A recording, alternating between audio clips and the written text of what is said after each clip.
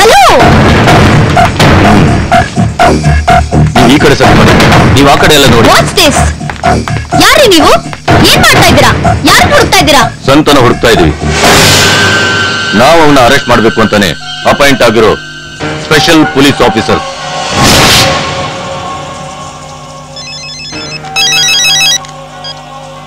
Sir, any information? Yes sir, ಹುಡುಗಿ ಸಿಕ್ಕಿದ್ದಾಳೆ sir. I see. Bring up before me. Okay sir. You can go now. So, you are Miss Ramya, Allah? Please, sit down. Miss Ramya, ನಿನ್ನ ಬಗ್ಗೆ ನನಗೆ ಚೆನ್ನಾಗಿ ಗೊತ್ತಿದೆ. ನೀನು ಬುದ್ಧಿವಂತೆ. ತಪ್ಪು ಮಾಡಬಾರ್ದು. ಏನ್ ಮಾಡಬಾರ್ದು? ತಪ್ಪು ಮಾಡಬಾರ್ದು. As a responsible citizen of India, Ramya, ನೀನು ಸಂತನ್ ಅಂತ ಒಬ್ಬ ಕೆಟ್ಟ ವ್ಯಕ್ತಿನ ಹಿಡಿಯೋದಕ್ಕೆ ನಮ್ಮ ಡಿಪಾರ್ಟ್ಮೆಂಟ್ಗೆ ಸಹಾಯ ಮಾಡಬೇಕು. ರಮ್ಯಾ, ನೋಡು, ನಿನಗೆ ಆ ರೌಡಿ ಸಂತನ ಬಗ್ಗೆ ಹೇಳೋದಿಕ್ಕೆ ಭಯ ಇದ್ದರೆ ಯೋಚನೆ ಮಾಡಬೇಡ. ನಮಗೆ ಎಲ್ಲ ಇನ್ಫಾರ್ಮೇಶನ್ ಕೊಟ್ಟಿದ್ದು ನೀನೇ ಅಂತ ಯಾರಿಗೂ ಗೊತ್ತಾಗದ ಹಾಗೆ ನಾನು ನೋಡ್ಕೋತೇನೆ. ಅದಕ್ಕೆ ನನ್ನ ಆಫೀಸಿಗೆ ಕರೆಸಿದೆ, ಇಲ್ಲಿಗೆ ಕರೆಸಿರೋದು. ಹೇಳು, ಈ ವಯಸ್ಸಿನಲ್ಲಿ ಲವ್ ಆಗೋದು ಅದು ಕಾಮನ್ ವಿಷಯ.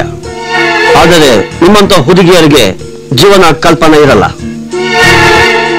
ನೀನು ಲವ್ ಮಾಡ್ತಿರೋದು ಒಬ್ಬ ದೊಡ್ಡ ರೌಡಿನ.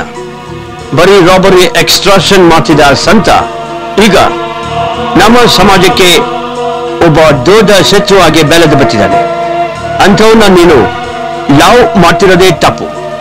ಈಗ ಲವ್ಗೋಸ್ಕರ ಕಾನೂನಿನಿಂದ ಅವನ್ನ ರಕ್ಷಿಸ್ತಿರೋದು ಇನ್ನೂ ದೊಡ್ಡ ತಪ್ಪು.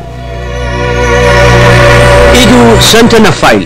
ಈ ಫೈಲ್ ನಲ್ಲಿ ಅವನು ಎಷ್ಟು ದೊಡ್ಡ ಕ್ರಿಮಿನಲ್ ಅನ್ನೋ ಡಿಟೈಲ್ಸ್ ಇದೆ. ಯು ಗೊತ್ತೋ ಡೇಸ್, ಆಗ ಅವನು ಎಷ್ಟು ದೊಡ್ಡ ಕೊಲೆಗಾರ ಅಂತ ಗೊತ್ತಾಗುತ್ತೆ. ಇಂಥ ಕ್ರಿಮಿನಲ್ನ ಅರೆಸ್ಟ್ ಮಾಡೋದಲ್ಲ, ಎನ್ಕೌಂಟರ್ ಮಾಡಿ ಸಾಯಿಸ್ಬೇಕು. ಅವ್ನು ಸಾಯ್ಬಾರ್ದು. ನೀವು ಈ ರೀತಿ ಅವ್ನು ಒಂದು ಫೈಲ್ ಅಲ್ಲ 10 ಫೈಲ್ಗಳು ತೋರಿಸಿದ್ರು ನಂಗೆ ಅವ್ನು ಸಾಯ್ಬೇಕು ಅಂತ ಅನ್ಸಲ್ಲ ಸರ್. ಯಾಕೆಂದ್ರೆ ನಿಮ್ಗೆ ಗೊತ್ತಿರೋದು ಈ ಫೈಲ್ಗಳು ಮಾತ್ರ. ನಂಗೊಂದು ಲೈಫೇ ಗೊತ್ತು. ಅವ್ನು ಯಾರಂತ ಗೊತ್ತಾ ಸರ್? ಅವ್ವಾ,